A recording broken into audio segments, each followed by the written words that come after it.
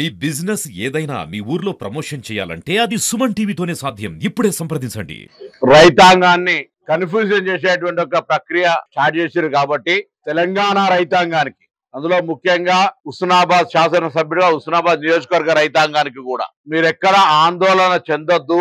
రైతు రుణమాఫీ పూర్తిగా అందరికీ చేస్తామనే మాట మనం చేస్తా ఉన్నాం. ఎవరికైనా ఈ 3 విడతలల్లా రైతు రుణమాఫీ కాకపోతే మీరు మండల రెవెన్యూ కార్యాలయంలో, మండల పరిషత్ ఆఫీసులో, మీ అగ్రికల్చర్ ఆఫీసర్ దగ్గర మీ అప్లికేషన్ పెట్టండి. 2018 డిసెంబర్ 12 కంటే ముందు లోన్ తీసుకున్న వాళ్ళకు కావు. దాంట్లో స్పష్టతగా ఉంది జివోలో కూడా.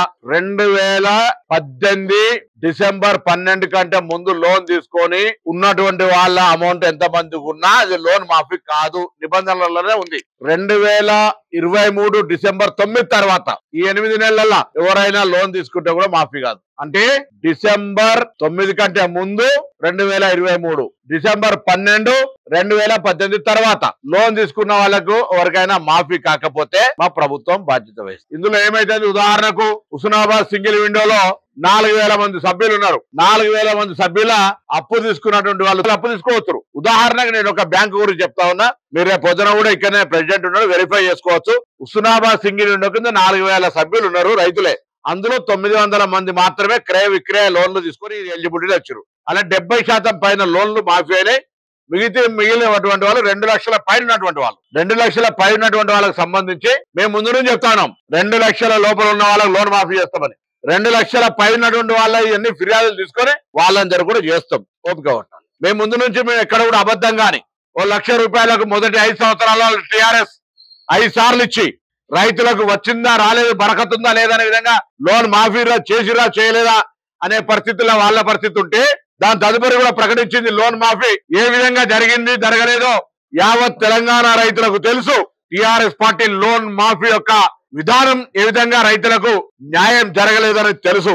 ఇవాళ మేము ధైర్యంగా 1వ దశలో ₹1,00,000 లోపల అన్నాం. దాని ప్రకారంగా 18,260 మంది రైతులకు హుస్నాబాద్ 96,26,00,000 మేము మాఫీ చేసినాం. 2వ దశల ₹1,50,000 వరకు 9,436 రైతులకు 87,73,00,000 మాఫీ చేసినాం. దాని తర్వాత 3వ ఫేజ్ కింద 7,186 మందికి 85,06,00,000 మాఫీ చేసినాం. మొత్తంగా ఈ నియోజకవర్గంలో 34,882 మంది రైతులకు, హుస్నాబాద్ నియోజకవర్గానికి 269,06,00,000 రుణమాఫీ అయింది. నేను చెప్తాను. ఇందులో ఉదాహరణకు హుస్నాబాద్ కోఆపరేటివ్ సొసైటీలో 4,000 మంది లోన్ తీసుకుంటే ఎట్లయితే 4,000 మంది సభ్యులుంటే 9,900 మంది మాత్రమే లోన్ తీసుకుంటారు.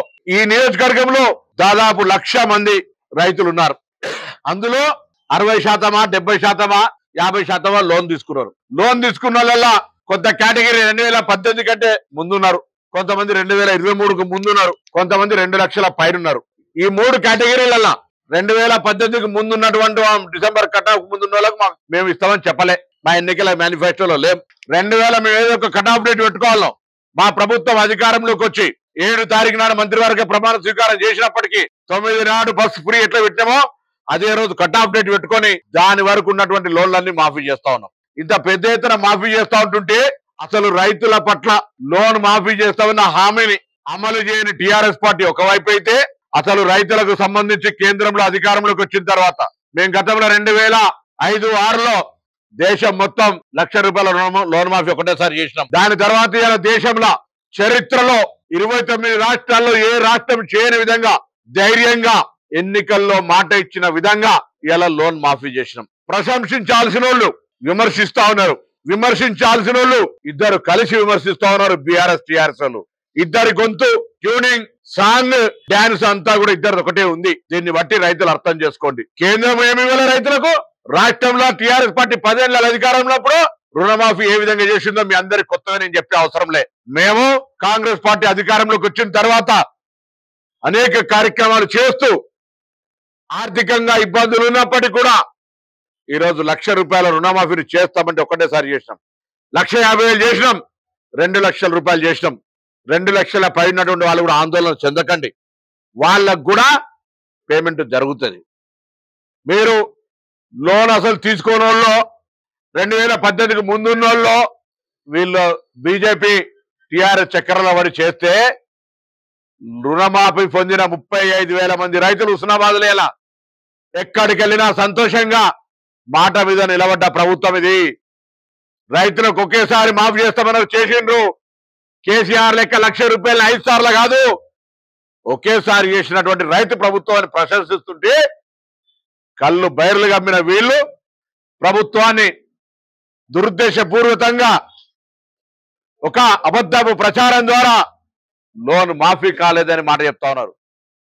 మేము అనేక సందర్భాలు చెప్పినాం, మీరు ఏదైనా చేసి మమ్మల్ని అడగండి. 10 ఏళ్ళ అధికారంలో ఉన్నారు. నిన్న సర్వాయి పాపన విగ్రహం పెట్టలే, సిరిసిల్లలో కేటీఆర్ గారు అడుగుతాడు సర్వాయి పాపన విగ్రహం పెట్టమని. ఓడాపిండు ఎస్ మేము పెడతాం, మా బాధ్యత. లేకపోతే అడుగుతా ఉన్నారు లోన్ మాఫీ. మొండి బకాయిలు ఉంటారు, ఎప్పుడు 20 ఏళ్ళ నుంచి బకాయిలు ఉన్నారు. 2018 కంటే ముందు కూడా బకాయి మా కట్ ఆఫ్ డేట్ కంటే ముందున్నోని మాఫీ చేయమని చెప్పినాం. అబద్ధం చెప్తలేం. ఇప్పుడు 200 యూనిట్ల విద్యుత్ ఎవరైనా రాకపోతే ఏదైనా ఆధార్ కార్డు నెంబరు తప్పు పడితే కరెక్షన్ చేసుకోమంటున్నాం, గ్యాస్ కనెక్షన్ చేసుకోమంటున్నాం, తొందరలో రేషన్ కార్డులు ఇవ్వబోతా ఉన్నాం, ఆరోగ్యశ్రీ కార్డులు ఇవ్వబోతా ఉన్నాం, ఇందిరమ్మ ఇండ్లు ఇవ్వబోతా ఉన్నాం. మనం చూసి ఎంత అసహనంగా ఉన్నారో.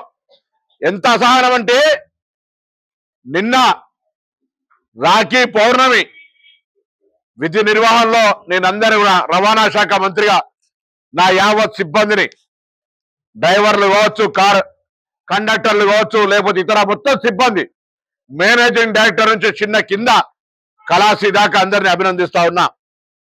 ప్రభుత్వ పక్షాన 64 లక్షల మంది మొట్టమొదటిసారి నిన్న, అందులో మెజారిటీ మహిళలు 17 కోట్ల రూపాయల విలువైనటువంటి ప్రయాణాన్ని నిన్నొక్కరోజే ఈ ప్రభుత్వం ఉచితంగా అందజేసినటువంటి ఘనత.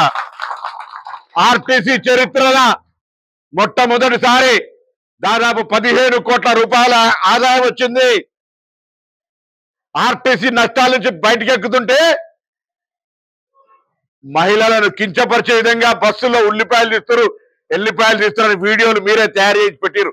శాసనసభలో కూడా అడిగిన దాని మీద మా సహచార మంత్రి సీతక్క అడిగితే మాకే అభ్యంతరం, డాన్సులు చేసుకోమని చెప్తా ఉంటుంటే మహిళల పట్ల ఏం గౌరవం ఉంది? బస్సు ఉచిత బస్సు మీద ఎంత కక్ష! ముందు ఆర్టీసీల ఉచిత బస్సులు ఏంగానే ఆటో కార్మికులను రెచ్చగొట్టినరు. ఒక్కొక్కరికి ఒక్కొక్క బస్సు ఇవ్వని అంటా ఉంటుంటే ఎంత అవహేళన, ఎంత అక్కసుందో మీరు ఆలోచన చేసుకోండి. అలా ఈరోజు ఒక మండలం తీసుకుంటే నేను రైతు వేదికల ద్వారా తిరుగుతా ఉన్నా. ఒక్కొక్క దగ్గర 30,000 కనెక్షన్లు ఉంటే 22-23,000 కనెక్షన్లకు 200 యూనిట్ల ఉచిత విద్యుత్ వస్తా ఉంది. అలా ఏ ప్రభుత్వం ఇచ్చింది? అలా ఇక్కడనే కేబీ కాలనీల దళితులకు ఉచిత విద్యుత్ ఉంటే మీటర్లు వచ్చి పీక్కొని పోతా ఉంటుంటే వాళ్ళంతా మా దగ్గరికి వచ్చి రానని ప్రతిపక్షాల్లో కూడా మర్చిపోయినరా?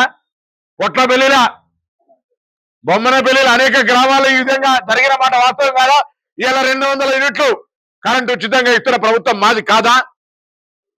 ఎందుకు ఆందోళన చెందుతా ఉన్నారు ప్రజలు? మొన్ననే మళ్ళొక్కసారి పార్లమెంట్ ఎన్నికల 0 రిజల్ట్ ఇచ్చారు. భారతీయ జనతా పార్టీ ఈయనంటాడు శ్వేతపత్రం విడుదలయ్యి, లేకపోతే రైతులకు ఏం చేసిరో చెప్పురి, మోసం చేస్తున్నారు. అరే మీరు ఏం చేసిరో చెప్పురి. ముందు 10 ఏళ్ళ మీరు అధికారం నుండి బీజేపీ కేంద్రంలో రైతాంగానికి, ఈ జిల్లాకి ఏం చేశారు, ఈ రాష్ట్రానికి ఏం చేశారు, తెలంగాణ విభజన హామీలు ఏం చేశారు, భారతీయ జనతా పార్టీ అసలు తెలంగాణ ప్రయోజనాలకు ఎన్నడన్నా ఉపయోగపడ్డదా? బడ్జెట్ లో కూడా నిధులు కేటాయించని మీరు ఇలా మాట్లాడుతూ ఉన్నారు. రైతు కేసీఆర్ గారి ట్యూనింగ్, కిషన్ రెడ్డి గారి మ్యూజిక్, ఇద్దరు అడపల దడపల అంటారు కదా, ఇద్దరు అన్నదమ్ముల లెక్క ఇద్దరు కలిసి తెలంగాణ కాంగ్రెస్ ప్రభుత్వాన్ని విమర్శిస్తే మీకు మీరే అవమానపరుచుకున్నట్టుగా రైతులు మీ పట్ల చులకనగా చూసే పరిస్థితి వస్తా ఉంది. వాస్తవానిగా మాట్లాడే ప్రయత్నం చేయండి. దానికంటే మీరు మాకంటే ఎక్కువ చేయదలుచుకుంటే అధికారంలో ఉన్నారు, కేంద్రం నుంచి రాష్ట్రానికి అనేక రకాలుగా సహకారం చేయండి. అవేం చేయకుండా మీ ఇష్టం వచ్చినట్టు మాట్లాడితే ఇక్కడ చూస్తూ ఊరుకోడు. మీరిద్దరు కలిసి వచ్చినా కూడా పార్లమెంట్ ఎన్నికలు చూసి 8 దాటలే.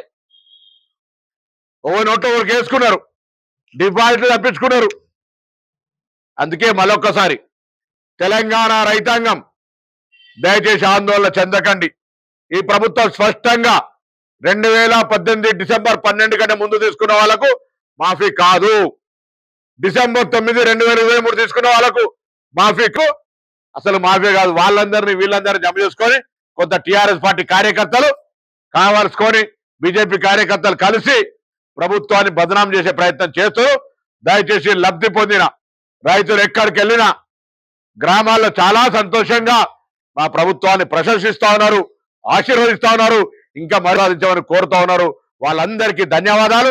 మీ ఆశీర్వచనం ప్రకారంగా రాబోయే కాలంలో కాంగ్రెస్ పార్టీ ఇచ్చిన వాగ్దానాలన్నీ కూడా పూర్తి చేస్తామనేటువంటి మాట మరొక్కసారి మనవి చేస్తూ, ప్రతిపక్షాల యొక్క ఆలోచన విమర్శలు అర్ధరహితం, వాటిని వెంటనే ఉపసంహరించుకోవాలని డిమాండ్ చేస్తా ఉన్నాను.